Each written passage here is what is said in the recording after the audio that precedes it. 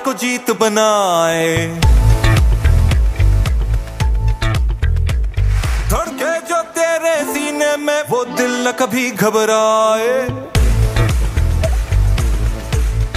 अस्सलाम वालेकुम नाज़रीन, आप देख रहे हैं एचबीएल पीएसएल खेल दीवानों का presented by Cadbury, refresh by Sprite and powered by Jazz. कल एक्साइटिंग मैच हुआ Karachi Kings versus Islamabad United और आज मैच होने जा रहा है इस्लामाबाद यूनाइटेड वर्सेस पेशावर ज़ल्मी।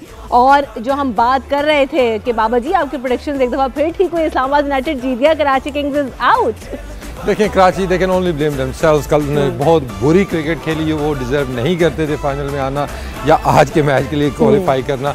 इस्लामाबाद ज़बरदस्त क्रिकेट उन्होंने खेली है, वही ओवर है जो हम पिछले चंद सालों में देख रहे हैं कि सारी पीएसएल के अंदर इस्लामाबाद राइट टाइम पे पीक करती है और एकदम से जिस तरह की क्रिकेट उन्होंने कल खेली है एकदम से वन ऑफ द फेवरेट्स में आपको इस्लामाबाद नजर आ रही है। बिल्कुल, मैच समरी पर भी नजर डाले थे तो हमने देखा कि कल मनरो ने बड़ी अच्छी परफॉर्मेंस दी और बाबर आजम ने 42 रन बनाए, अच्छी परफॉर्मेंस दी, लेकिन फिर भी कराची किंग्स के और बैटिंग लाइनअप की बात हो रही थी। ओपनिंग स्टैंड की अगर हम बात करते हैं, जबरदस्त ओपनिंग स्टैंड मिला उनको, बड़ी तेजी से मिला। मनरो ठीक है, अच्छी उन्होंने बैटिंग की है, लेकिन मनरो इतनी दूर से आए हैं, इतना बड़ा नाम है, वर्ल्ड नंबर 2 है, 30 की इनिंग्स काफ़ी नहीं थी, यहाँ पे उन्होंने 60-70 किया हुआ था, तो बिग डिफरेंस आपको नज़र आता था। लेकिन फिर भी फाउंडेशन सेट हो चुकी थी, स्टार्ट आपको अच्छा मिला। पहले 6 ओवर्स में तकरीबन हर मैच में हमने देखा है कि कराची को स्टार्ट बड़े अच्छे मिलते हैं, आखिरी 10 ओवर्स में उनको क्या हो जाता है वो अभी तक समझ नहीं आया। अब वो पूरा साल है कराची किंग्स के पास सोचने के लिए कि आखिरी 10 ओवर्स में उनको क्या हो जाता है, बॉलिंग में भी और बैटिंग में भी। लेकिन स्टार्ट अच्छा मिला, लेकिन उसके बाद आने वाले जो बैट्समैन थे वो अच्छे स्टार्ट को कैपिटलाइज नहीं कर सके। बिल्कुल, लेकिन इस तरह से अहमाद कह रहे थे वसीम के जो हमारे पास बैट्समैन हैं वो ज़बरदस्त बैट्समैन हैं, तो कल उनकी बात कितनी आपको सच दिखाई थी? नहीं, बैट्समैन ऑन पेपर तो देखें आप समझती हैं कि वो हैं वहाँ पे, लेकिन पीएसएल में परफॉर्मेंस बेस मैं तो बात कर रही हूँ और खुद भी पूरी पीएसएल में अगर आप देखते हैं कराची का प्रॉब्लम जो नज़र आया है कि ना उनके पास आखिर में कोई हिटर हमें नज़र आते हैं लास्ट 5 ओवर्स के लिए, और बॉलिंग में भी वो स्ट्रगल करते हैं। ठीक है, शनवारी ने एक मैच में 5 रन रोक के उनको वो मैच जिताया था, लेकिन फिर उसी शनवारी को अगले मैच में 40 से ज़्यादा रन पड़े, कल के मैच में फिर 40 से ज़्यादा रन पड़े, तो कंसिस्टेंटली बॉलिंग भी उनकी उतनी अच्छी नहीं हुई है। और आखिरी डेथ बॉलिंग की अगर हम बात करते हैं तो बिल्कुल आइडियल, जहां पे बैट्समैन कहता है ना जी मुझे यहाँ 2 मैंने ज़रा छक्का मारना है, तो कराची के बॉलर्स ने वही किया, भाई ये लो आप मारो मुझे छक्का। और उसके बाद फील्डिंग भी आपके सामने ही थी कि ये भी साथ में शॉर्टी दी थी कि कैच भी नहीं पकड़ा जाएगा, आप खुल के खेलो, और इस्लामाबाद खुल के खेला, मैच जीत गया। तो इस्लामाबाद खुल के यकीनन खेला। उमर हमारे साथ है, उमर को भी ज़रा बात करते हैं कि उमर अब कराची चूँकि मैच, अच्छा उमर थोड़ी देर में हमें ज्वाइन करें, उमर सैर सपाटों में मसरूफ़ है। अच्छा वसीम, जो बात हम कर रहे हैं कि कराची किंग्स की हमने देखा कि वीकनेस ना सिर्फ बैटिंग में नज़र आई बल्कि बॉलिंग में भी नज़र आई। हालांकि फिर जो बात आप बैटिंग के लिए करते हैं कि उनके पास बड़े बड़े नाम मौजूद हैं ऑन पेपर, लेकिन बॉलर्स भी बड़े बड़े हैं, आमिर उनके पास हैं, उसके अलावा और बहुत सारे बॉलर्स हैं। लेकिन देखें कल हमारे शो में इमाद वसीम आए थे, कैप्टन कराची किंग्स के, उनसे मैंने जान के ये सवाल किया था कि आपकी स्ट्रेंथ क्या है, बॉलिंग है या बैटिंग है। उसका जवाब उन्होंने क्या दिया था, गोल मोल कर गए थे। इसका मतलब है कि टीम के अंदर भी कन्फ्यूजन थी, उनको आखिर तक समझ नहीं आया कि हमारी बॉलिंग तगड़ी है या हमारी बैटिंग तगड़ी है। देखने में तो ऑन पेपर दोनों आपको अच्छी लग रही हैं, लेकिन एक्चुअल स्ट्रेंथ है क्या पीएसएल के अंदर, और वही करते करते वो पीएसएल से बाहर हो गए और अभी तक उनको नहीं समझ आया होगा कि हम कैसे जीतेंगे, हमें बॉलिंग जिताएगी या हमें बैटिंग जिताएगी। तो कोई स्ट्रेंथ उस तरह की नज़र नहीं आई है दोनों डिपार्टमेंट में।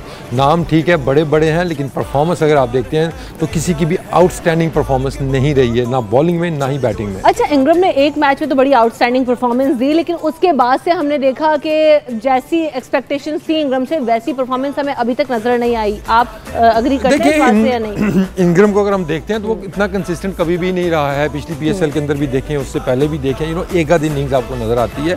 आई थॉट कि कल इंग्रम को थोड़ा बेहतर तरीके से इस्तेमाल किया जा सकता था। जब आपको इतना अच्छा स्टार्ट मिला है तो उसके बाद आखिरी 5 ओवर्स आपके जेहन में होने चाहिए थे कि अच्छा स्टार्ट हमें मिल गया है तो जो बीच के ओवर है वहाँ पे किसी और को यूटिलाइज किया जाए, और मे भी आखिरी 5 ओवर्स के लिए इंग्रम को रखा जाए कि वो बड़ी हिट लगा देते हैं, क्योंकि उसके अलावा हमें कोई और ऐसा बैट्समैन कराची की टीम में नज़र नहीं आ रहा कि जिसको हम कहें जी आखिर में 5 ओवर में आके 70 कर देगा।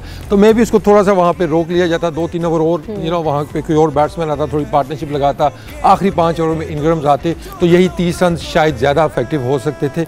लेकिन इंग्रम डेफिनेटली उन्होंने जिस तरह की वो इनिंग्स खेली थी, आप बार बार एक्सपेक्ट आप नहीं कर सकते कि उस तरह की वो सेंचुरी करके छक्के पे छक्का लगा के मैच जिताएंगे। तो ओवरऑल चले हमने छक्के का जिक्र कर दिया, छक्के चौकों की बात आ गई तो जरा कराची किंग्स से चौके छक्कों पर नजर डालते हैं। चूंकि जो छक्के हैं वो तो सिर्फ 3 ही लगाए कराची किंग्स ने, लेकिन फिर भी हम देखते हैं प्रेजेंट बाय कैडबरी। देखिए इसमें अगर हम चौके छक्के भी देखते हैं तो मेजॉरिटी ऑफ दम आपको पहले 10 ओवर्स में ही नजर आए, क्योंकि 10 ओवर में 100 रन बना लिए थे, 100 से ज़ायद रन बना लिए थे कराची किंग्स ने, और एक्सपेक्टेशन यही थी कि चले 100 नहीं तो 90 रन तो और ये बनाएंगे। बिल्कुल। वैसे तो कराची वाले तो ये भी सोच रहे थे कि शायद 120 रन और बनेंगे, 220 का टारगेट लेने लगा, लेकिन 61 रन आखिरी 10 ओवर में बनाना। बैटिंग में जितने भी आपको चौके नजर आए वो शुरू में आपको नजर आए हैं, लेकिन कल हम डिस्कस करें बाउंड्री का जो साइज बड़ा किया गया है उतने ज़्यादा फर्क नहीं पड़ता, लेकिन कल कराची की हमने बैटिंग देखी है, डेफिनेटली हमें उसमें वो फ़र्क नज़र आया है। वही 5 मीटर की हम बात करते हैं कि उस बॉल से लेके इस बॉल तक जो 5 मीटर का फ़र्क था बाउंड्री पे, कल आपको काफ़ी कैचेस आपको नज़र आए हैं जो कि बाउंड्री लाइन के ऊपर हुए हैं। अगर वही बाउंड्री होती शुरू के मैचेस वाली, वो आपको छक्के नज़र आते। तो कल बॉलिंग भी अच्छी की, उसके साथ साथ हर चीज़ इस्लामाबाद के फेवर में गई, क्योंकि 4-5 कैचेस आपको वो नज़र आए कि नॉर्मली आपको वो छक्के नज़र आते थे। फील्डिंग भी कल अच्छी हमें नज़र आई इस्लामाबाद की जानिब से, लेकिन आखिर में हिटिंग नहीं हो सकी है। जैसे आपने पहले कहा कि अगर सिर्फ 3 छक्के लगेंगे, 3 छक्कों के साथ T20 मैच में आप सिर्फ 150 या 160 रन ही बना सकते हैं। कुछ 6-7 छक्के लगे होते हैं, कोई 10 छक्के लगे होते हैं, या इस्लामाबाद की तरह आप भी 16 छक्के लगाते हैं। चलिए जरा उमर से पूछते हैं ना कि सारा जो बाउंड्री साइज का इफेक्ट है वो सिर्फ कराची किंग के लिए आया। उमर, क्या हुआ कल? हमने देखा कि कोई इतना कराची किंग्स की तरफ से पावर हिटिंग नहीं हुई, और जो बात वसीम भी कर रहे हैं कि जो बाउंड्री साइज है उसका फर्क पड़ा, इस्लामाबाद यूनाइटेड की फेवर में गया। देखिए पावर हिटिंग कौन करेगा कराची की तरफ से? क्या वसीम आके करेंगे? पावर हिटर उनके पास 1 या 2 ही हैं, और वही अगर आप उनको पकड़ ले तो जैसे मुनरो है, इनग्रम है, इसके अलावा बाबर आजम से अगर आप उम्मीद करते हैं, बाबर आजम का ही नंबर 3 पे है इस टाइम लीडिंग रन स्कोरर, लेकिन अनफॉर्चुनेटली उनका जो स्ट्राइक रेट है वो पहले 20 लड़कों में वर्स्ट है, 115 का स्ट्राइक रेट है। अदरवाइज अगर जो टॉप के 20 लड़के निकालते हैं PSL में तो he is among the worst strike rate वाला बैट्समैन टॉप ऑर्डर पे। तो आप किस चक्कर में आप 70 की जो बाउंड्री है उनको 65 की बाउंड्री भी आप दे दें तो वो क्या पावर हिटिंग करेंगे? नहीं, यही इस टूर्नामेंट के स्टार्ट से पहले यही एक जिसको हम कहते हैं ना कि think out of the box, हमें वो नजर नहीं आया ना कराची की जानिब से। आई थॉट कि मे बी आप थोड़ा सा रोक लेते कॉलिंग इनग्रम को आखिरी 5 ओवर्स के लिए, उनको लेट कर लेते, या आप लिविंगस्टन के साथ ओपन कर लेते, मनरो को नीचे कर लेते। You have to come up with something, क्योंकि आपको पता है कि कराची की टीम को अच्छे तरीके से पता था कि आखिरी 7 से 8 ओवर्स में जब उनकी विकेटें गिर जाती हैं उनके पास नीचे कोई पावर हिटर नहीं है। तो इस तरह की थिंकिंग भी नहीं। मिकी आर्थर वहाँ पे इतने बड़े कोच बैठे हुए हैं, इमाद ने भी कल बात की थी कि हम चेंजेस करेंगे थोड़ी उसमें, लेकिन एक ही पैटर्न पे चलते गए और उसी पैटर्न पे चलते चलते वो इवेंचुअली वो PSL से आउट हो गए। देखिए वसीम, कल के जो 78 रन स्कोर किए थे कराची ने 6 ओवर में, दैट वाज द बेस्ट। अगर हम बात करें पावर प्ले में जो रन्स करने के रन्स होते हैं उसमें सबसे अच्छे रन्स किए थे उन्होंने, और I think the highest one जो उन्होंने रिकॉर्ड जो है उसको बराबर किया था। देखिए प्रॉब्लम जो कराची की थी वो हमेशा से मिडिल ऑर्डर थी, और आखिरी मैच जो एज अ बैटिंग यूनिट देख लें या एज अ बॉलिंग यूनिट देख लें, दोनों में ही वो वर्स्ट हैं डेथ ओवर में। अगर उनकी बैटिंग जैसे कल की बात करें, आई थिंक उन्होंने खुद जो है 28 रन करे हैं 5 ओवर में, आखिरी 5 ओवर में। अगर की बॉलिंग की बात करें तो आखिरी ही 5 ओवर में उन्होंने आई थिंक ओवर 70 रन या इतने 50 रन दिए उन्होंने आखिरी 5 ओवर में।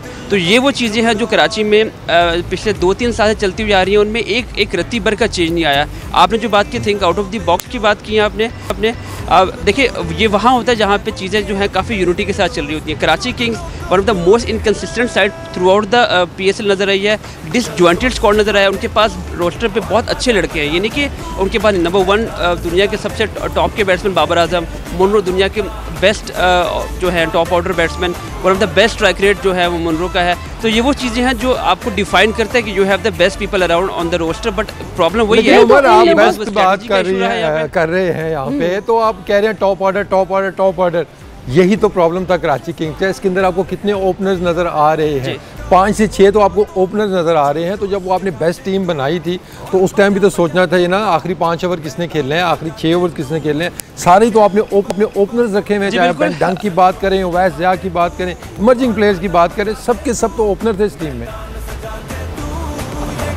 देखिए one of the major point जो मिस किया जा रहा है यहाँ पे, Mohammad Rizwan one of the best batsman है, नंबर 3 नंबर 4 पे जो मैच को फिनिश करता है। अनफॉर्चुनेटली स्ट्रेटेजिक में जो हमने स्ट्रेटेजी की बात की, मैंने एक्जैक्टली ये बताया कि टॉप ऑर्डर में तो आपने 78 रन कर दिए, लेकिन स्टिल उनका जो पावर प्ले का रन है ओवरऑल कराची का बुरा है। उनके पास बेस्ट लोग हैं, बट अगेन उनकी जो कंपोजिशन है, उनकी जो स्ट्रेटेजी है वो काफ़ी डिसजॉइंट नजर आती है। Imad himself was one of the best allrounder in the world. अगर देखा जाए तो कल उनसे भी जब बात की गई तो उन्होंने ये बोला कि आई वॉजंट एट माई बेस्ट और हम अप टू द मार्क नहीं थे। क्या ऊपर की बात करें, मिडिल ऑर्डर की बात करें, मिडिल ऑर्डर के प्लेयर्स की बात करें, या बैटिंग या बॉलर्स की बात करें, तो ओवरऑल कराची इनकंसिस्टेंट इसलिए ही रही है। इसका मतलब तो ये भी हुआ ना उमर के जो बिल्कुल जो जनरली हम बात कर रहे हैं, बार बार वसीम भी ये बात कहते थे कि नाम तो बड़े बड़े हैं, लेकिन हम मैनेजमेंट की अगर बात करें या इनको रेगुलेट किस तरह से करना था, ये जो प्लान की बात कर रहे थे वसीम, वो प्लान नज़र नहीं आया। तो वो मैनेजमेंट, वो थिंक टैंक, वो क्या कर रहा है कराची किंग्स का? नाम तो वहाँ पर भी बड़े बड़े उनके पास, वसीम अकरम है अब तो ऑन बोर्ड। जी बिल्कुल, अगर आप मुझसे पूछें तो मैंने आपको समराइज़ कर दिया कि वो इनकंसिस्टेंट रहे हैं, अच्छे प्लेयर हैं, out of form Babar Azam शुरू में रहे हैं, अगर वो फॉर्म में आते भी हैं तो उनकी फॉर्म में आना जो है वो भी हेल्प नहीं करा। मोहम्मद आमिर की बात करते हैं, बॉलिंग यूनिट में he is the leader bowling lineup के ऊपर, लेकिन अगेन डेथ ओवर में अच्छे बॉल्स करते हैं, लेकिन आपको विकेट नहीं दिला पाए, आप उनको रोक नहीं पाए। कल अगर हम डिफरेंट सेगमेंट की बात करें, डिफरेंट इंटरवल्स की बात करें, तो कराची इन एंड ऑफ हो रहा था गेम में, लेकिन वो कैपिटलाइज नहीं कर पा रहे थे, वो पेनिट्रेशन मिस की जा रही थी। रही बात आपने जो बेंच की बात की कि वहाँ पे कोचेस बैठे हैं, वसीम बैठे हैं, ये वो बता सकते हैं, लेकिन एग्जीक्यूशन आपकी कप्तान ने करवानी है। एग्जीक्यूशन, और इस पूरे टूर्नामेंट में अगर हमने 11 मैच खेले हैं, कराची ने यही चीज़ें मिस करती हैं कि इमाद की जो स्ट्रेटजी थी एज अ कैप्टन, वो काफ़ी इनकंसिस्टेंट रही ऑन द फील्ड भी, परफॉर्मेंस तो रही है, उनकी जो डिसीजन मेकिंग थी ऑन द फील्ड वो भी काफ़ी बुरी रही है बहुत जगह पे। उमर कैप्टनसी पे मैं वसीम से बात करूंगी। उमर हमारे साथ ही मौजूद रहा। अब क्योंकि कराची किंग्स की हम बात कर रहे हैं तो कराची में खासा जोशो खरोश है, चाहे कराची का मैच हो या ना हो वसीम, और आज भी हमने देखा है कि इस्लामाबाद यूनाइटेड वर्सेस पेशावर ज़ल्मी जो मैच होना है, तो अवाम जो है वो PSL को खासा एंजॉय कर रहे हैं, तो साथ साथ प्लेयर्स भी कम नहीं है। प्लेयर्स ने भी लिया है प्यास से फड्डा, तो स्ट्राइक की तरफ से कुछ चैलेंजेस दिए गए और उनको प्लेयर्स ने कैसे टेकअप किया, आइए देखते हैं। वालो कैसे तो ये PSL का सीजन तो पुरजोश है, जबरदस्त है। तो इस दफा हेड एंड शोल्डर भी पीछे नहीं है, बड़ी एक्साइटिंग मूव लेकर आया है कि कंधे से बोझ हटा दे, और कुछ मैचेस के दरमियान जो एक्साइटिंग मूव्स दिए और उनके जो कुछ मूवमेंट्स थे नजर डालते हैं बाय हेड एंड शोल्डर। बोझ हटा दे,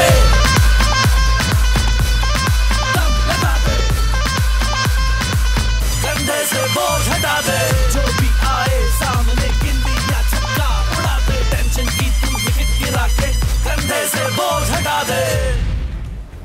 सो कंधे से बोझ हटा दे, आपने भी मूव्स एंजॉय किए होंगे। हम यहाँ पर ब्रेक लेते हैं, ब्रेक के बाद दोबारा आएंगे तो कुछ आज के मैच पर बात होगी, कल के मैच का एनालिसिस भी मजीद होगा, इस्लामाबाद यूनाइटेड की स्ट्रेंथ पर बात करेंगे कि पेशावर ज़ल्मी को कितनी भारी आज पड़ सकती है। आफ्टर दिस ब्रेक इन एज PSL खेलने वालों का presented by Cadbury, refresh by Sprite and powered by Jazz. Stay with us.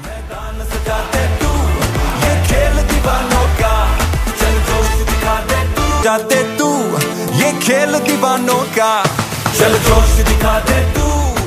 Welcome back in एज PSL खेलने वालों का presented by Cadbury, refresh by Sprite and powered by Jazz. बात करें इस्लामाबाद यूनाइटेड वर्सेस पेशावर ज़ल्मी की, तो इस्लामाबाद यूनाइटेड की बॉलिंग की अगर बात की जाए तो मोहम्मद मूसा ने कल 3 विकेट्स ली, उसके अलावा फहीम अशरफ ने भी खासी अच्छी बॉलिंग की, बैटिंग भी अच्छी कर लेते हैं, 2 विकेट्स उन्होंने भी ली, शादाब ने 1 विकेट ली। उसके अलावा फास्ट बॉलर्स की हम बात करते हैं, अगेन गुड साइन, मूसा को थोड़ी सी मार पड़ी, थोड़ी एक्सपेंसिव रहे, लेकिन की विकेट्स उन्होंने हासिल की, सारे बड़े बैट्समैनों को उन्होंने आउट किया था। लेकिन अगर बाकी बॉलर्स देखते हैं तो सबके ही ना आपको जो बॉलिंग फिगर है बड़े डिसेंट से नजर आ रहे हैं। दैट मीन्स कि कोई प्लान नहीं था कराची के बैट्समैनों का कि कौन से बॉलर को अटैक करना है, किसके ऊपर वो रिस्क ले सकते हैं, अटैकिंग रेट खेल सकते हैं। सबको वो एक तरह से उन्होंने डील किया है, ना बाउंड्रीज की तरफ गए हैं, एक्सीलरेट उन्होंने नहीं किया है। तो एंड ऑफ द डे आपको नजर आता है कि बॉलिंग तो सब ने अच्छी की है, लेकिन मूसा ने वंस अगेन अच्छा टेम्परामेंट शो किया है। ठीक है, मार पड़ती है, T20 क्रिकेट है, मेन चीज़ है उसमें विकेटें लेना, क्योंकि कराची की बॉलिंग देखेंगे वो मार नहीं खाते लेकिन विकेटें भी नहीं लेते, जिसकी वजह से वो मैचेस भी नहीं जीतते। तो विकेटें लेना बहुत ज़रूरी है यहाँ पे। और जैसे कल हम बात कर रहे थे ना, बड़ी बड़ी फ्रेंचाइजीज़ की, सबसे बड़ी फ्रेंचाइज मुल्तान गए, उसके बाद सबसे बड़ी फ्रेंचाइज लाहौर कलंदर गए, फिर आते हैं कराची किंग्स, सबसे बड़ी फ्रेंचाइज वो गए, आखिर में क्या बचा हमारे पास, तीनों छोटी फ्रेंचाइजीज, लेकिन क्रिकेट में ये तीनों बड़ी फ्रेंचाइजीज हैं क्योंकि बेस्ट क्रिकेट यही खेल रही है। अब ये जो बॉल इधर पड़ी ना, इससे मैं भी जाऊंगी। उमर भी हमारे साथ है, लेकिन पहले जरा मैं आपसे बैटिंग पे भी बात कर लूँ। वसीम, हमने देखा कि रॉन्की पिछले मैच में भी लाहौर कलंदर के अगेंस्ट आउट हो गए, इस मैच में भी क्या Ronchi is not in the form, और क्या चक्कर चल रहा है? नहीं, रॉन्की देखे हाँ हर मैच में तो ज़ाहिर वो रन नहीं कर सकता, लेकिन कंसिस्टेंट फिर भी वो बड़ा रहा है।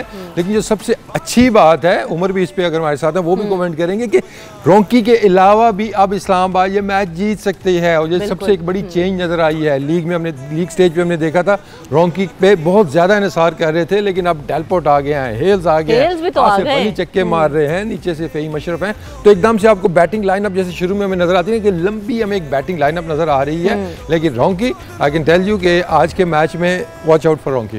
उमर, आपका क्या कमेंट होगा कि रोंकी अब तक 2 मैचेस में अच्छा परफॉर्म नहीं कर सके, तो आज उन पर नजरें होंगी उमर?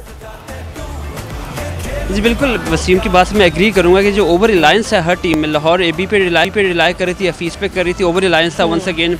अब आप कराची की बात करें, कराची इंग्रम पे और मुनरो पे रिलाई करती थी, they are again out of the tournament. इस तरह अब आप मुल्तान की बात करें, मुल्तान भी 1 से 2 प्लेयर्स पे रिलाई कर रही थी। तो ये एक strategy, it's a team game, और ये तीनों टीमें जो टॉप की टीम है, कोयटा, पेशावर, और इनकी शायद खूबसूरती ही यही है कि ये लोग टीम वर्क के साथ खेलते हैं। अब बिल्कुल सही बात है कि रोंकी पे ओवर रिलाई किया जा रहा था, ये एक सेंस एक प्रिवेल करती है कि एक लड़के पे ओवर रिलाई किया जा रहा था, बट उनका जो कम्बिनेशन है वो टॉप ऊपर के जो 4 प्लेयर हैं सबके सब फॉरेन ओवरसीज प्लेयर खिलाते हैं वो, और उनके तमाम लड़के जो हैं जो टॉप के ऑर्डर के, वो सबके सब पावर हिटिंग भी बड़ी अच्छी करते हैं और गेम को कंटेन करते हैं। जैसे कल आपने देखा डेलपोर्ट ने भी इनिंग खेली, आपने रोंकी बेशक आउट हो गया, बट अगेन उन्होंने कैरी किया। अगर आपको याद होगा पहले 7 ओवरों में, जो पहले 6 ओवर में थे उनके 55 रन थे, उन्होंने वेट किया, 14 ओवर में 99 रन थे, तो उन्होंने वेट किया अपने मोमेंट का, और यही वेट करते हुए वो मैच को आखिरी 5 ओवर में लेके आते हैं जहाँ पे आसिफ एग्जीक्यूट करता है। वो चीज़ें जो एक अच्छी टीम की पहचान है कि वो अपना गेम को डिकंस्ट्रक्ट करके इंटरवल्स में उसको तोड़ती है, ना कि आप ये कहें कि हमने 6 ओवर में हमने 100 रन कर लिया तो बाकी गेम हमारे पास आ जाएगा। तो बिल्कुल, और उमर जैसे आसिफ की बात करें तो आसिफ ने तो बड़े जबरदस्त के साथ बैटिंग की, 240 का उनका स्ट्राइक रेट था, और उन्होंने हार्ड हिटिंग भी की, कुछ चौके छक्के भी लगाए। पहले देख लेते हैं फिर आप कमेंट कीजिएगा। तो इस्लामाबाद यूनाइटेड की तरफ से चौके छक्के लगाए गए, presented by Cadbury, have a look at it. चलें जी, पेशावर ज़ल्मी और इस्लामाबाद यूनाइटेड का टॉस हो रहा है सब, वो भी देख लेते हैं। मुश्किल ओवर्स के लिए ये बैट्समैन है, ओपनर्स हमारे ये हैं, इस तरह इन्होंने खेलना है। तो अब देखते हैं कि यहाँ पे क्या स्ट्रेटजी लेके आती है। उमर से भी बात करते हैं ना, तो पूछते हैं कि वो टॉस उमर जीत चुके हैं इस्लामाबाद यूनाइटेड, और वो कह रहे हैं कि पहले हम बॉलिंग करेंगे। आपकी नज़र में कैसा डिसीजन है ओवरऑल कंडीशंस को देखते हुए और टीम को देखते हुए? जी कंपैरेटिवली जो इस्लामाबाद है वो वेल इन कंट्रोल है। अब उनको बेशक वो पहले 5 मैचेस हारे थे ग्रुप स्टेज पे, लेकिन अब they are well in control. और पहले टॉस जीत के जो टीम बॉलिंग कर रही होती है उसका मकसद बेसिस ये हो रहा होता है कि चूँकि उनकी बॉलिंग इतनी अच्छी है कि वो कंट्रोल कर सकते हैं रन रेट को दूसरी टीम के, ताकि वो बाद में जब बैटिंग करें तो उसको कंटेन। आपने देखा 161 टारगेट बड़े आराम से तो नहीं, लेकिन थोड़ा स्ट्रगल करना पड़ा उनको, लेकिन उन्होंने चेज़ किया। इस पिचेस पे 180 प्लस टारगेट भी चेज होता है। आपने शुरू में सुना होगा, सरफराज ने भी ये बोला कि ऐसी पिच है जहाँ पे आप कोई भी टोल करो वो सेफ नहीं है। तो इस्लामाबाद के पास जो लग्जरी है बैटिंग में तो है, लेकिन बॉलिंग में भी समी जो है वो ऑल तो फॉर्म में। ठीक है, तो उमर भी यही बात कर रहे हैं। हम यहाँ पर अभी जरा आज के मैच में मजीद भी बात करते हैं, ब्रेक लेते हैं, ब्रेक के बाद वापस आते हैं, यहीं से कंटिन्यू करेंगे। एचबीएल पीएसएल खेल दीवानों का presented by Cadbury, refresh by Sprite and powered by Jazz. Stay with us.